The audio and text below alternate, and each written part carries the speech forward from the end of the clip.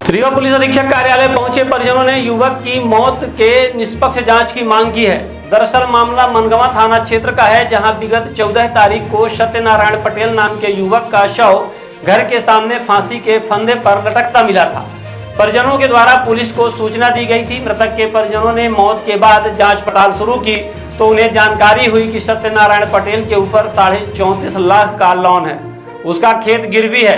परिजनों ने जब जांच पड़ताल आगे बढ़ाई तो जानकारी हुई कि बैकुंठपुर में जिस बैंक से कर्ज है उसका पैसा पोल्ट्री फार्म और सिरमौर स्थित हार्डवेयर की दुकान के खाते में ट्रांसफर हुआ है।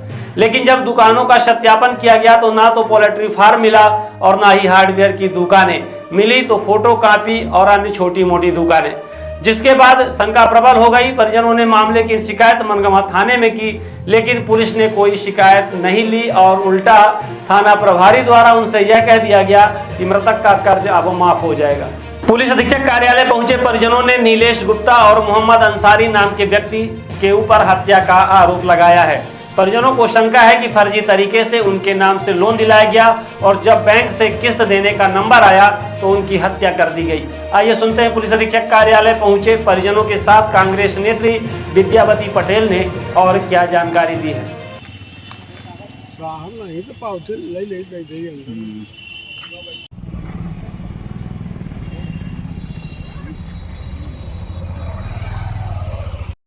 ये आज आप लोग अस्पताल ले आए, क्या घटना क्या हुई? घटना हुई है, उनको फांसी में लटका दिया गया है। किसको? सत्यनारायण पटेल को।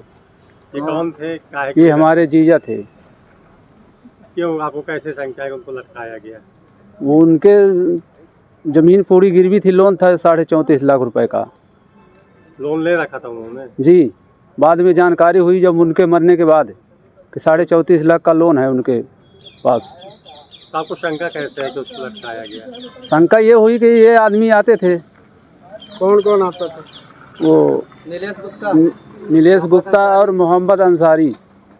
कौन है ये? कहाँ के रहने वाले? ये मनगवा गांव के हैं। करने आते थे घर? कैसे आते थे? ये मिलने आते थे हमेशा। नहीं, चलो लोन लिए थे, इसकी जानकारी आप लोगों को नहीं? पहले नहीं थी। कब जानकारी हुई? ये घटना होने के बाद जानकारी हुई। कौन बताया आपको? ये उनका रिकॉर्ड, हम लोग रिकॉर्ड देखे कि भाई कहीं लोन तो नहीं लिए हैं। इसके बाद वो उसका स्टेटमेंट मोबाइल से निकल आया कि बैंक में इनकी ज़मीन गिरवी है, बंधक बनी है। तो जब लोन लिए होंगे तो अकाउंट में पैसा आया होगा, तो अकाउंट में दिखाई दे रहा है? अकाउंट में कुछ नहीं, पैसा कौड़ी। तो फिर लोन कैसे निकाल लिया और अकाउंट में भी नहीं है? अब दूसरे के खाते में पैसे गया है सर। भाई आप अपनी ज़मीन का लोन लेंगे तो आपके खाते में जाएगा ना पैसा? नहीं गया है। नहीं गया, वो आप लोगों ने चेक कर लिया? जी। आप लोगों को शंका है कि उनकी हत्या की? जी। किसने की है? अब यही अंसारी और ये गुप्ता दोनों थे, यही मिलते थे हमें? जी। थाने में गए थे, मामला दर्ज हुआ था? दर्ज हम करवाए थे। क्या हुआ? लेकिन अभी तक कुछ नहीं हुआ है। अभी तक कुछ नहीं हुआ है। जी क्या शिकायत लेकर आए? शिकायत है कि जांच कुछ नहीं हो रही है। भाई का हमारा इतना पैसा गायब हो गया है, जी सही जांच हो। कितना पैसा था? 34,50,000 का।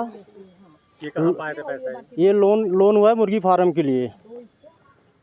इसके एविडेंस कैसे मिले कि उनका ये कि गांव में चर्चाएं चली, उसी बिहान में है तो देखे तो ज़मीन बंधक है 3 नंबर, तीनों में 34,50,000 दर्शाया हुआ है। तो ये पैसा उनके बैंक में है अभी? नहीं है। जो वहाँ बैकुंठपुर गए, जो जहाँ से लोन हुआ है, तो वो बोले आपको कुछ नहीं देंगे, किसी तरह कुछ बहुत दिए, तो उसमें पूरा दिखा रहा 34,50,000 वहाँ से निकाला हुआ है। डायरेक्ट कैश मिला था या फिर उनके अकाउंट में आया? कैश। तो लोन में कैश पैसा दे देते हैं कि अकाउंट में देते होंगे? अकाउंट में दो लोगों का वो लगा है, कोटेशन लगा है। एक गिट्टी बालू छड़ का दुकान का है सिरमौर का, एक रायपुर का है मुर्गी फार्म का। ये किसके मुर्गी फार्म? ये है किसी का, तो वो बालाजी। तो उनके खाते में गया होगा जी। तो इन्होंने लोन के लिए कभी चर्चा की थी आप लोग? कभी चर्चा नहीं किए थे। आप लोग क्या शंका है? शंका है कि ये उसी के चलते बैंक वाले बताए कि 4 तारीख को उसकी किस्त थी 1,28,000 कुछ की, वहीं से वो बिल आ गया है, ये लास्ट में वो कर लिया। ये पैसे जो उन्होंने लोन लिए हैं जी। उनके खाते में क्या मुर्गी फार्म वालों से, गिट्टी वालों से आपने संपर्क किया? किसी का पता ही नहीं है। मुर्गी फार्म वाले के तो ऐसे पता किया तो वो यहाँ रमा गोविंद पैलेस में वो उसकी ऑनलाइन की दुकान बता रही है। जीएसटी से पता किए तो वहाँ दुकान भी नहीं है, मुर्गी फार्म की तो बात ही नहीं है। और गिट्टी वालों कुछ किसी का पता ही नहीं है। क्या नाम है उनका? जी जी, विश्राम दाम गुप्ता वहाँ का सिरमौर के। वो वेंडर थे जी जिनके जी पास सामान उठाना जी जी। और खान कौन है? खान का क्या नाम है? चल आप भी आई हुई है, मामला क्या है ये पूरा? भैया ये हमारे विधानसभा मनगमा का है। ये मनगमा में करीब अभी भैया लोग हमको बताए, हमारे मंडलम के हैं भैया, पुष्पेंद्र भैया ने बताया कि 13 की रात यानी 14 की सुबह की बात है। 13 को रात में सत्यनारायण पटेल करके हैं, वो फांसी लगा लिए हैं। और घर के जैसे सामने सार थी, तो जैसे वो जब भी रात वोत में निकले होंगे, पहले तो इन लोगों का जो कहना है, इनकी पत्नी का और भी जो इनके लोग ये भैया वगैरह आए थे, तो इन्होंने ये बताया कि वो रात में दुकान की तरफ गए। दुकान भी वहीं पे रोड के किनारे है उनकी, छोटी मोटी ऐसे दुकान वो डाल के रखे हैं और वो दुकान में ही रहते थे। लेकिन जब सुबह इनकी पत्नी उठी 14 तारीख को, तो गाय वाय निकालने लगी सार से, तो उनकी वो फांसी में लटक रहे थे। वो चिल्लाई और सब अगल बगल के लोग आए तो उनको देखे और रिपोर्ट वगैरह हुई। जो ये बता रहे हैं कि उनका पैर वगैरह कहीं कोई ऐसा नहीं था कि जैसे किसी में चढ़ के फांसी लगाए, सब ज़मीन में ही लटक रहा था। और घर आए वो तो कीचड़ उचड़ था, बरसात के समय उनका बिल्कुल हाथ पैर बिल्कुल साफ़ सुथरा दिख रहा था। इनके बताने के अनुसार, जो ये लोग हैं, इनके बताने के अनुसार कि वो लोन लिए थे। पत्नी बोली कि कभी मुझसे बोले थे कि ये लोग मुझे परेशान कर रहे हैं। इसमें 3-4 लोगों का नाम है, शहनवाज अंसारी और नीलेश गुप्ता करके। इनके उसमें ये बताए थे कि ये लोग मुझे परेशान कर रहे हैं और ये तेंदुन से लोन लिए हैं। जो ये लोन लिए हैं तो इनका जो लोन का कागज़ है वो जोड़ौरी दर्शा रहा है, ग्राम पंचायत जोड़ौरी के नाम से दर्शा रहा है। जब इन लोग ख़त्म हुआ लड़का, तो इन्होंने कोई दोस्त बोला कि ये लोन लिया था लड़का। ये लोग जब छानबीन करने लगे तो ये पता चला कि ये लोग जाके लोन लिए थे। बंधक भी ज़मीन है लड़के की, लेकिन लड़के के पास कोई भी रिकॉर्ड नहीं है। और इस पार्ट पर जो ज़मीन बंधक है उसमें दिखाया गया है कि मुर्गी फार्म बना हुआ है, कहीं भी कुछ नहीं बना हुआ है।